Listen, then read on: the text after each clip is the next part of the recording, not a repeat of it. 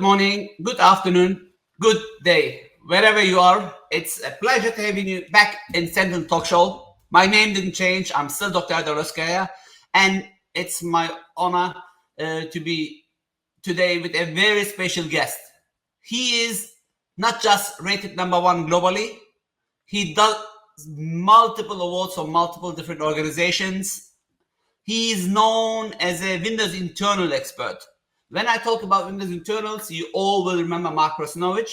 He even created a special party for Mark Krasnovich for Windows internals, for his internals.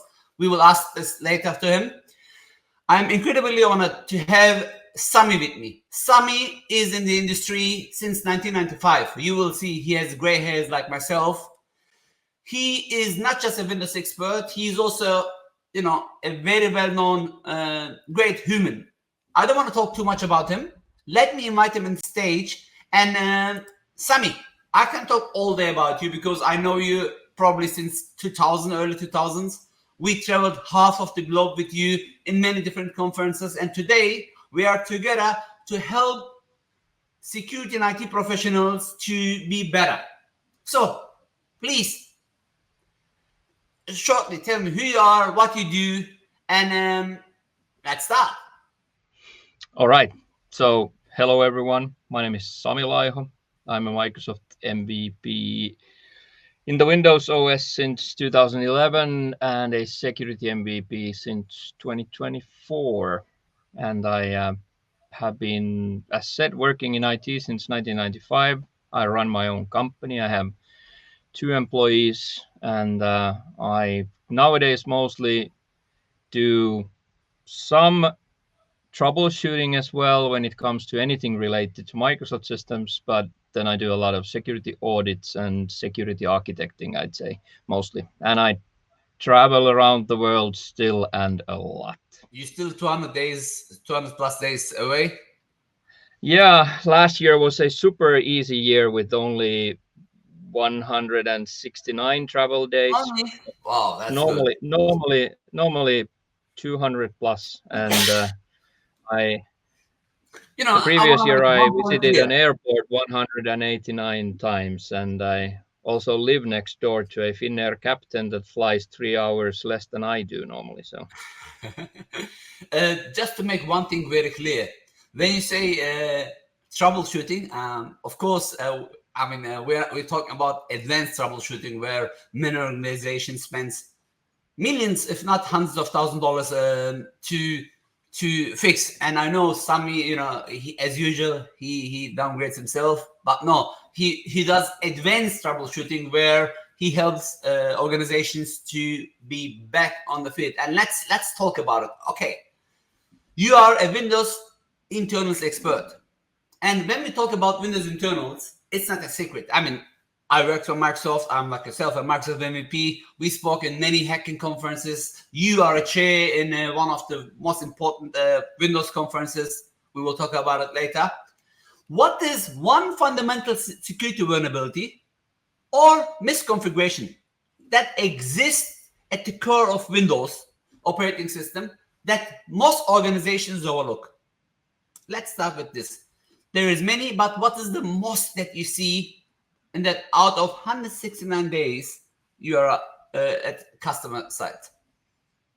so there are, if we talk about Windows internals and not understanding how the operating system works, then I would say that that's easy to say. There is a misconfiguration on the actual NTFS file system where authenticated users are still given the permissions to create new folders on your C drive, which should always be changed from the default and removed.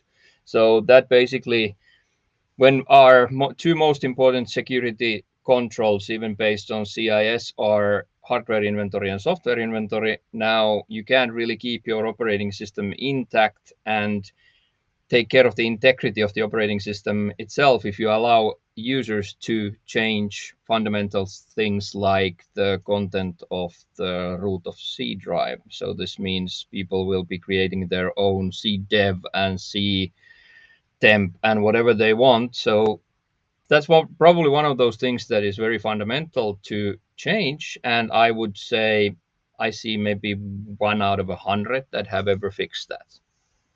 1 out of 100. Wow. So then let's go to the second part of the same question. What is the most effective way for a CISO or CIO or a security manager to identify and mitigate that internal risk? I remember when we first started, C $sign, and we used to remotely see everything. But I mean, I'm not in that customer side that much anymore, but it is really surprising even for me to hear that. So how can they help themselves to fix this vulnerability or Well, misconfiguration?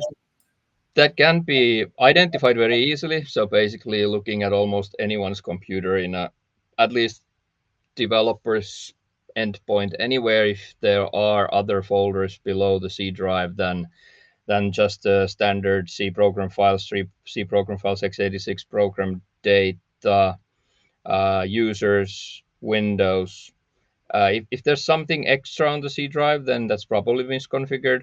To fix it, there's really depends in that sense that if you have a live environment which is already been installed, then that's probably a PowerShell script that's run by on-prem group policies or with an PowerShell script running from Intune or whatever management system is used.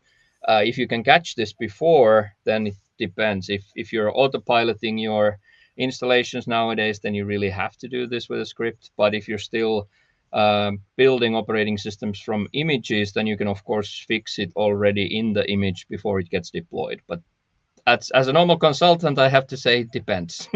It depends. And do you have a blog post in your blog that people can look into it, um, or your contact details where they can hire you?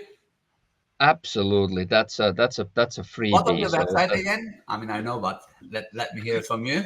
Edmonton. yeah, Well, so I honestly write a newsletter on LinkedIn, which I try to get my followers on. So if you find me on LinkedIn, I'd be more than happy to connect us with as many people as possible. And there's always a link to my newsletter as well. So you can find these configurations from there. I also have a blog.win-foo.com blog, but I'm trying to move everything to LinkedIn. Microsoft just a few weeks ago announced that they are seeing LinkedIn as the primary social media channel. So I'm going to follow suit and try to be there as well. let's not talk about the MVP benefits removed. That's out of topic. Uh, all right. Now, one other thing that I should tell about Sami, as a good friend, as I know him from very early stage when he joined, we had something called STEP when he was new. Uh, he was always a great speaker, but being a great speaker is a different level when it's come to Sami. Just think about the top conferences that you attend. Usually, Sami is ranked there number one, and he has been already. Now, Sami, being a top trained speaker, I want to bring this topic to something else. As a CISO, CIO, I have to go speak to the board all the time. Or as a security manager, I have to go to speak to my boss all the time. What is, if I want to ask the expert speaker, uh, what is the best tips that you can give me so I can create the best communication channel with my management? Of course, I'm talking about C-level executive. And what is the most common misconception that we have about Windows security that we cannot pass it to the board? First of all, how can I communicate better? Let's start with this. So for communications wise, there's an old truth that says that people learn a lot better with stories. So I would always, instead of having blunt facts, rather try to surround them with a story. That's maybe even more important on stage than maybe in a more of a boardroom meeting, for example. But if we talk about boardroom meetings, then what I always try to do is I'll go in and I always start usually with a my kind of motto is that we have to understand that security is a support function, not the function. So first of all, I want to bring myself onto the side of the listeners, which means that I don't want to be known. I call security departments no as a service departments, or we've heard these stories. There's like, if you ask security, they have a short answer and a long answer. Short answer is no, and the long answer is no. So this is I want to first take make it very clear that I understand that I'm not trying to step on them. I'm not trying to take down production. I don't want to make making money harder. So I want to first make sure that everyone understands that I'm on their side. Then I try to bring everything that I have, I try to bring them in with a positive note. So, for example, if I have to go in and say that we have to make sure that our end users use good passwords, biggest mistake you can do is you go in and say that I'm sorry, but now from now on we need the passwords to be more complex, or we need your password to be difficult enough. You never ever say that. What you always say is we need your passwords to be strong enough. Because when you start saying negative things, you're feeding it into people's heads that things are complicated, things are difficult, which means that you don't want to set their brain in that state. You want to make sure that they understand that we need strong passwords. Now the end result is the same, the whole thing is the same, but it's a very different thing asking someone to create a strong password than saying create a complex or create a difficult password. It sets the mindset wrong. If I ask them to not log in as local admins, I don't want to talk about the fact that this will prevent ransomware because people install stupid stuff on their machines. I'll start with the benefits of this approach, which means that when you log in as a limited user instead of a local admin, your SSD makes less write operations, which means your SSD lives longer. So your computer stays more performant. Now, everyone likes that, but no one likes the control approach, which would be that we have to make sure you don't install some Casino Royale games on your computer. They rather hear about the benefits. So, for example, if it's leadership, then many times I will tell them that when we do these projects, the end result is that we have 75% less support calls instead of trying from the like, with this we can mitigate these kinds of threats, for example. So I have not yet stumbled on a security control that would not have a positive note to it if you just dig in and find it. So positivity, storytelling, and make sure that the people first understand that you are on their side. I think those are good starts for a conversation. That's honestly what I like the most. What you said about let them let them feel that you are on their side. And usually we are technical and we speak our own language. Let's talk about Windows DLLs and let's talk about attack vectors. Then they're gonna be shut down. Okay, now back to you. I mean, I know you've been invited to see customer boards as well. What are we CISOs? I mean, I'm a CISO, and you worked in the past in multiple different fields, but now you're a CEO. But what is the most common Windows security misconception that we CISOs cannot translate to the board into their language? You give an example of password, but let's get a bit more deep dive in. So what should we tell the board so they can understand the risks that we have technically in mind? If you really want to prevent, for example, ransomware, now it all starts with the first thing that has to be done everywhere. This has to be the base. Since 1993, Windows NT operating systems user guide has said that there is no security in Windows if you log in as an admin. So the first basic level has to be that we have to get rid of those local admin accounts, and that includes also developers, not just our office people. And when that's done, then the next thing that needs to be done is application control. So currently we have more than 1 million pieces of malware found per day. The days of trying to fight this with like reactive measures like anti-malware, even EDR, although they're needed, necessary, and they should stay there, they cannot be our main protection anymore because of the sheer amount of bad code. And I always say it's also the lazy man's or woman's option, because if you think about it, I have my biggest customer is 550,000 endpoints, like workstation level endpoints. And if I look at my customers, on average, they make a 1 to 2 changes to their application control when it's done correctly. So you can basically choose, do you want to add 2 good things per month, or do you want to add 1 million bad things per day? But this application control will not stay there on it will not stay in control unless you already got rid of the admin rights. Now the problem is that these executives will always face the problem where you have a person who says you're preventing my creativity, you're slowing down my work. If I Very big misconcept is that people think that if I don't have admin rights, I can't fix my computer, although the reality is that as long as people don't have the admin rights, they can't break their computers. But these are 2 very big concepts. And then maybe one to add on that top of that is the concept of privileged access workstations, meaning that you definitely should not be allowed to browse Facebook from the same operating system that you use for managing your Azure or AWS or Google or on-prem AD or whatever it is. But the worst thing I see all the time is like people that have a browser open and they have a tab to Facebook or LinkedIn and another tab to like Azure Portal. This should never ever take place.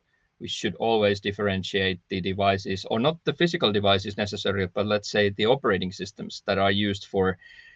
Like I say, if you have a device that you can use to take down your environment, you should not be able to Facebook from that machine. That's just making it although of course it's other threats than Facebook as well, but I use Facebook because it's a very concrete example, and people understand that people get lured into all sorts of hoaxes through Facebook.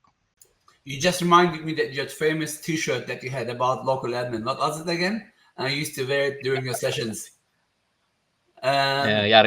Järjestelmän valvoja, simple Finnish word. Yeah. Anyway, now you really mentioned really some great tips. Let's go back into vulnerabilities. I'm a CISO. Now I have free consultation from you. Let me utilize it as much as I can. What is one highly effective but often underutilized Windows security control? Yes, you mentioned being admin, least privilege. I remember we were talking about this in 1995, 2005, sorry, about, hey, you know what? Least privilege is 92% of attacks happens because of privileged user accounts. But put this aside. What is the most effective and underutilized Windows security control? I would have to say it's AppLocker or Windows Defender Application Control, or now they rebranded it to App Control for Business for Intune.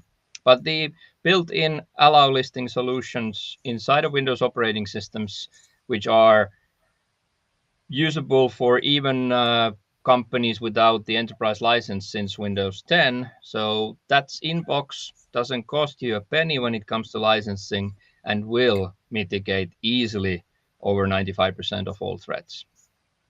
Can you mention one tool which is free and that many CISOs, CIOs, or SOC managers, or forget about SOC managers, SOC analysts, they don't use?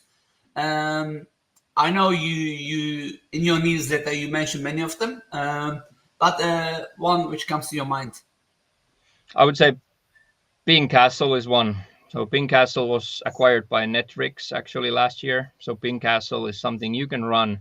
If me or you, Erdal, if we use it for our customers, we have to pay because we are auditing someone else's and selling it as a service. But if you take it for your own company by yourself, then it's actually free. So Ping Castle is very good. It's an auditing tool that will surface so many issues that you can fix even without any extra licenses. So I think that's something that's very good. And Scuba Gear, if you're more into M365 world, then Scuba Gear is a very good free tool set as well. Both are auditing tools, but that's kind of natural for me, because if I go into an environment and someone says, please help us secure this, we have to remember that the most important rule the most critical control in security is up-to-date hardware inventory, and the second most important is up-to-date software inventory. This is not my idea. This is Center for Internet Security that states that. And the reasoning behind this is that you can't secure unless you know what to secure.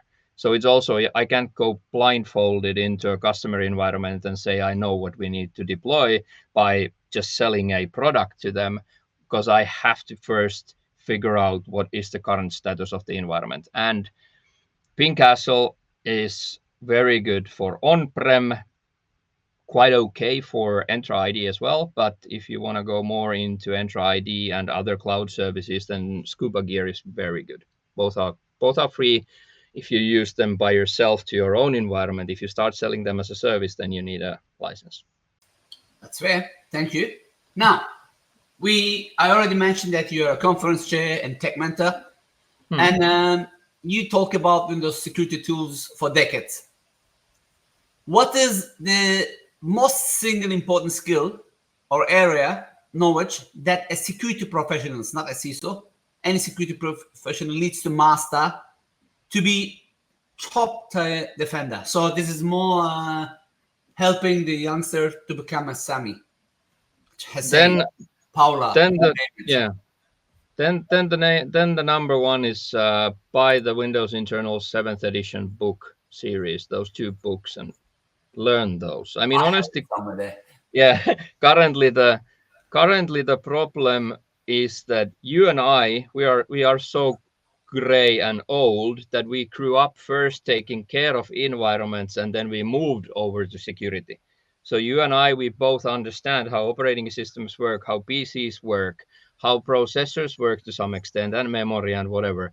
But currently we have so much cybersecurity professionals that come out of school as kind of like they're prepared to be like SOC analysts, or they're prepared to be security engineers or whatever. But they don't have the fundamentals are very limited in when it comes to being taught in schools, for example. So what I have to do, I get this question all the time from people who say, how do I find the vulnerabilities that I find, or how do I come up with mainly about vulnerabilities or malware. It's lurking somewhere and I find it and I post about it, and people ask me like, how did you know about it?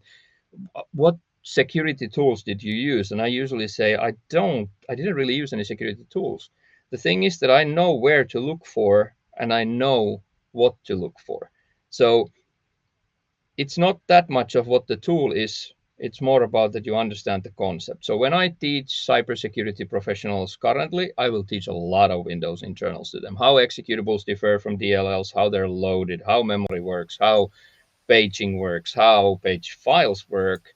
I mean, a lot of basics are the ones that I'm actually mostly missing. So I would say that if you want to be top tier, then again, like troubleshooting wise, I always started for 2 decades. I've started my classes always by saying that you can't know what's wrong unless you know what's right.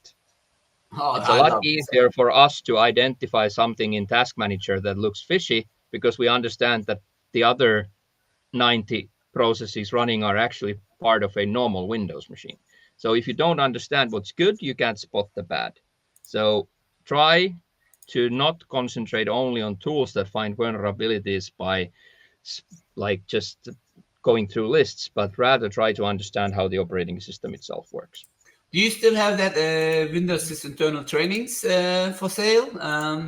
Somewhere on your website? I think I would recommend, like these days, unfortunately, people, they like just swipe up and down. The book, look, I had probably even signed by Mark Marcinovich, probably all of them. So I know most of the younger generation is not going to read the book, but maybe they can watch your training. I don't know if it's available. Yeah. So tip number 1 is From my website, win-food.com, you can find my dojo. And you can get a 30-day free membership.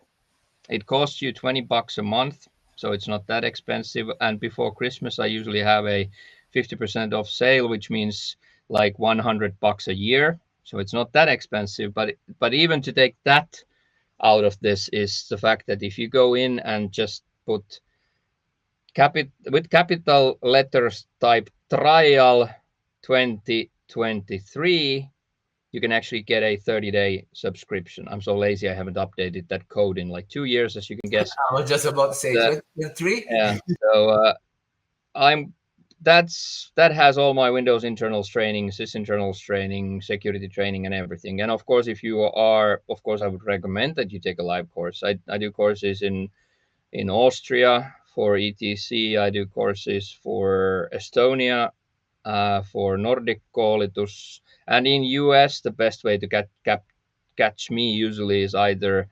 Tech Mentor in Redmond or Tech Mentor and Cybersecurity and Ransomware Live conferences, which are in Orlando in November. So we always have one on the East Coast and one on the West Coast. Actually, next year, August is the first time we're taking Cybersecurity Live into Redmond as well. But those are my two babies. I co-chair those with Dave Kavula, a Canadian MVP. And we always do that, one in Redmond and one in Orlando. You can choose sunny Redmond during summer, end of summer, or you can choose All sunny right. Orlando All right. in November. Believe everything what Sami said except the Sunny Redmond part. That I'm gonna disagree. But anyway, please continue. No, actually, last time I was in Redmond, we had this person driving the bus, and he didn't speak to us the whole week. And then on one day when we were driving, he just suddenly took the mic from the bus. He didn't say a word in a week, and then he suddenly takes the mic and he's like, "Please look on your left side. If you see the yellow orb in the sky, it's called the sun. I just wanted to point it out." Put the mic down and didn't speak for the rest of the week. So I agree with you. That's many people choose Orlando for some weird reason. We're at the Universal Studios, so Disney, and so I remember we used to do tickets there. Anyway, last Ignites as well. yeah. Last big Disney Ignite. Ignite, it was in San Francisco, right? Anyway, back to probably our last question. Mhm. In your expert opinion, what is the most significant mindset shift that we CISOs, CIOs need to make to move our organization from a reactive security posture to proactive, resilient one? I have two quotes of myself that I always have on my slides. So I think those are two good things to understand. First of all, one is in security, don't let perfect be the enemy of good. So remember that 95% security is something that you should be aiming for very fast, but you just put many controls next to each other. So you have a 95% protection control, and then you have to swim around those 95% controls if you're going to get through. So you don't have to stop building like perfection. Because if you start building perfection, then there's two problems to it. One is that it's going to take a long time. It's going to stay as a proof of concept for a long, long time. It's rather have 95% very fast than having like 100% after 9 months, because we all know that in reality, there is no such thing as a 100% security. The other one is that everyone should remember that today your job in security is not to stop the enemy, but to slow it down. The reality is that if you still think that you build things that will be 100% perfect, then the problem is that you skip the monitoring parts that you need to have. So you should aim at building like 95% controls that the enemy needs to swim around, because this looks very stupid even on the camera here. So if you keep doing this makes it an anomaly, which can then be spotted by your reactive solutions like SOC. So we want to make them easier to spot. We want to slow them down so that they don't have enough time to preach us, but we also need to make them visible from those hundreds of thousands of lines that your SOC needs to go through. So your job is not to stop the enemy, but to slow it down. I always use the example of a hotel. If you go to a hotel and you get like a hotel key card, and now you drop the key card on the floor. If I drop it on the floor, it's not the lock's job to stop someone from getting in. Because if someone finds the key, even though it doesn't say the room number, if he goes through 300 different rooms, he will get into one.